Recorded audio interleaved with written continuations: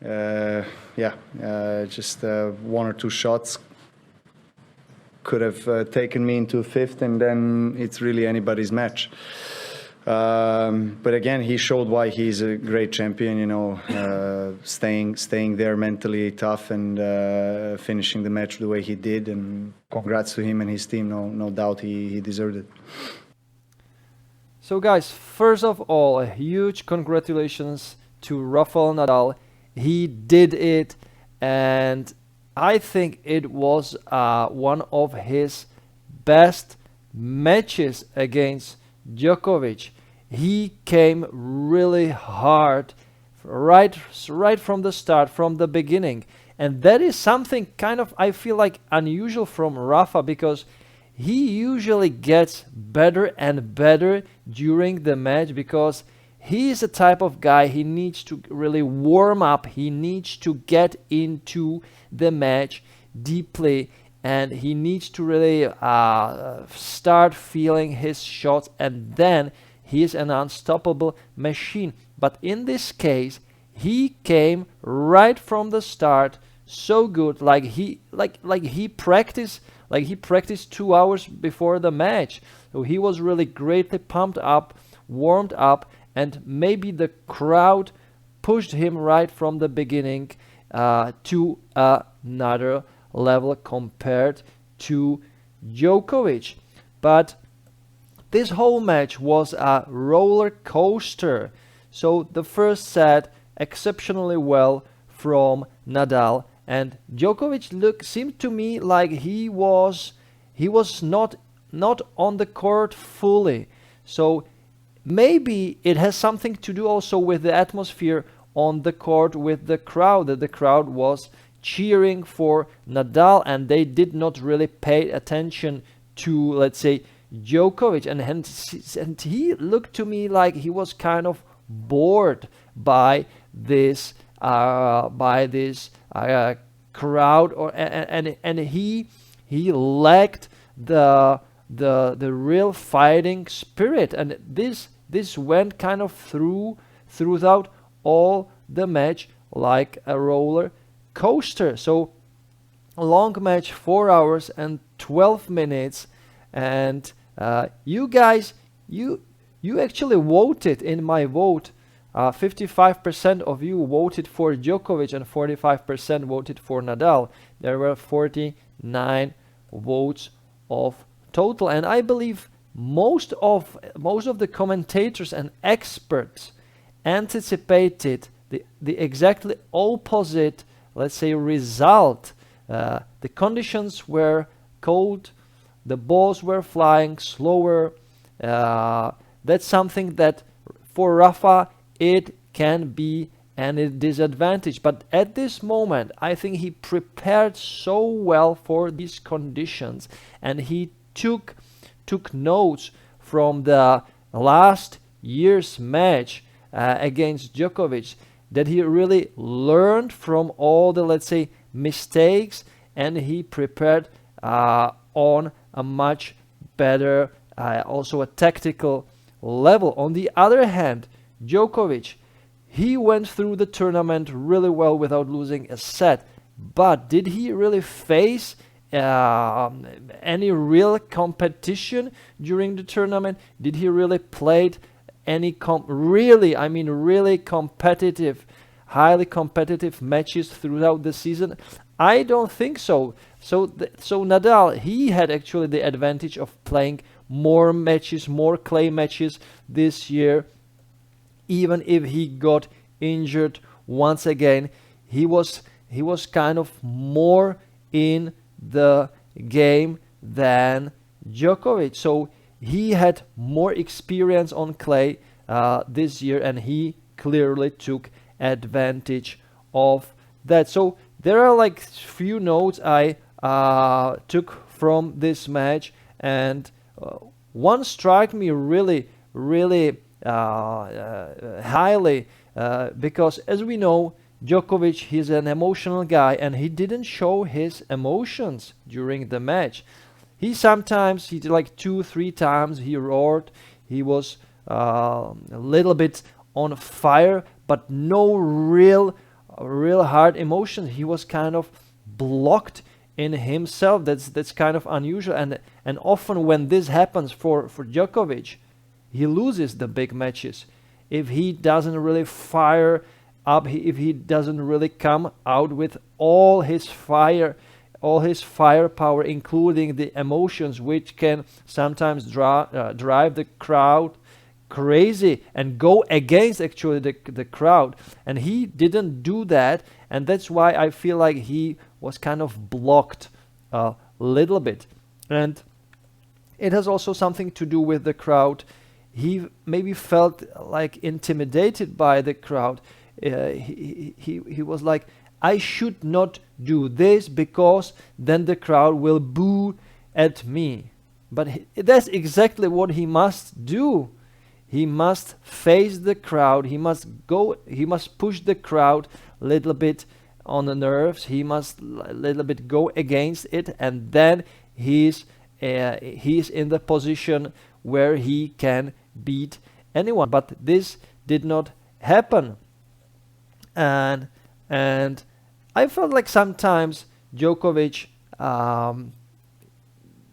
executed the important points poorly, and sometimes I was like, why he's playing always, or most of the times, the important winners, let's say winners, or the points that looked like winners, he played on Rafa's forehand. So Djokovic prepared the situation really well. He was in the middle of the court, and then he struck his forehand inside out to Rafa's forehand, and Rafa was standing right there prepared for his forehand. And I was like, did Djokovic forget that Nadal is a lefty?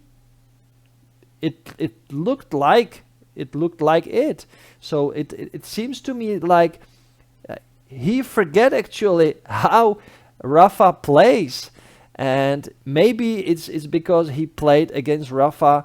The last time he played against Rafa, it was actually on the Roland Garros last year. So they played, I think, I'm not sure, but I believe it was like that he played Rafa after 1 year. So maybe he kind of forgot what to do with Rafa.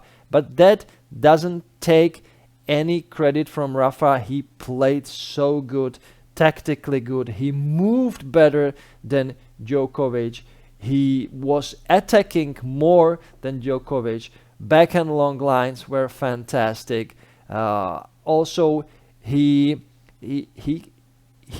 executed some of the situations, or let's say, more cold-blooded. He was more cold-blooded, showing no fear, very confident, and he really had, I believe he had most of the match in control, except the fourth set where Djokovic stepped in, played his game, but at some important points he made some really unusual mistakes, some mistakes that you just can't make against Rafael Nadal, and Rafa Nadal turned the match into his favor. But it was a roller coaster from both of the sides, and I think it has something to do with also with their age, because to maintain the high intensity, this high level, it's really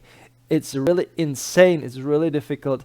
And it was like, okay, now Rafa is playing great, and then switch to Djokovic. Djokovic, yeah, he was resting a little bit, and then he stepped in and he played great. And after the second set, it was like, okay, now I'm a little bit tired from the Djokovic side, so I need to rest. And then was again time for Nadal. So they were kind of changing the performance based on the level of their play and their batteries. So when they needed to, let's say, recharge their batteries, they actually played kind of poorly from their perspective. And in the overall let's say review of the match, Nadal was more constant in the performance. So that's why I believe he has won. So I'm not sure what will happen, what would have happened when they got into the fifth set, but I was always thinking that Nadal is actually in a better shape. So, and that surprised me. That surprised me really. So maybe Nadal, even if he would lost the fourth set, he would eventually won the fifth set, because he seems to me like he was always pumped up and really more in the match than compared to Djokovic. So guys, once again, it was a great match. I saw it from the start to the end. I was really tired at the end. It was like a 1 o'clock in the morning, and if they have played the fifth set, it would have gone over 5 hours, I believe. So once again, an epic match, but I think that Djokovic could have done a little bit better, because he didn't really catch up with the start of the match, and that really made a big impact on the overall performance. So guys, let me know in the comments, what do you think about this match? What happened? What was the reason Nadal was so good, and what was the reason Djokovic eventually lost the match, even if he was 5-2 in the lead in the fourth set? Some easy mistakes from his side. And if we look at the stats, winners, Djokovic 48 winners, Nadal 57. So there is the big difference in the aggressive style of play, which is for me still unexpected.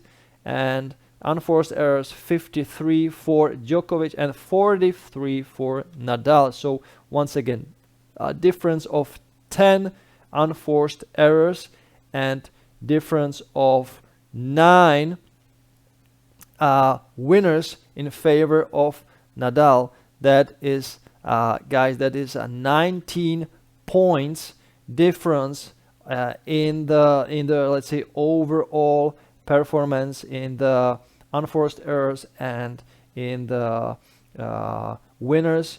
So yeah, that actually makes a huge difference. So guys, let me know in the comments, what do you think about this match? Did you enjoy it? I enjoy it, but yeah, I thought it would go for Djokovic eventually, but Nadal, he was a different opinion. So King of Clay proved he is King of Clay. So I'm happy for him. I'm really happy for him, and I'm happy that it was a really high intensity match that we expected, because I a little bit was worried that you might watch my previous video, my prediction video, where I was worried that it could be it could go Djokovic's way in a 3-setter, but I was so wrong. And that's good for these predictions, that it actually makes you happy if you are wrong about something, because you expect the worst and it turns out to be the best for all of us. So yeah, I'm not like cheering for Nadal or Djokovic. I'm cheering for the best possible tennis experience. That's it. I'm not a let's say biased fan that cheers for Rafa or Roger or Djokovic. When these guys play against each other, I'm always like, please be the best possible experience, be it a long match, be it a competitive match, and I don't really care who wins. The best tennis wins, and that's what's the most important for everyone, I believe. So guys, thank Thank you very much for watching. If you like this video, click the thumbs up button. If you didn't, click the thumbs down button. Of course you can. And if you want to support my channel, you can buy me a coffee. This nice black coffee with honey that will make me stay awake and produce these videos for you and for myself. So guys, thank you very much. Thank you for watching. Enjoy tennis, play tennis, and I will watch some tennis, because now what's behind me, it's the Rublev Cilic quarterfinal, and it's Rublev 7-5. Then Cilic stepped in 6-3, 6-4, and now it's 4-3 for Rublev in the fourth set. Another great, interesting match. So guys, keep watching tennis, keep playing tennis, just enjoy the game. Don't be sad that Djokovic is not there. It was my favorite for this tournament, but he is out. Be happy for Rafa, be happy for everyone who plays great. Thanks for watching, and I will catch you in my next video. Bye guys. You can't be serious, man. You cannot be serious! That ball was on the line!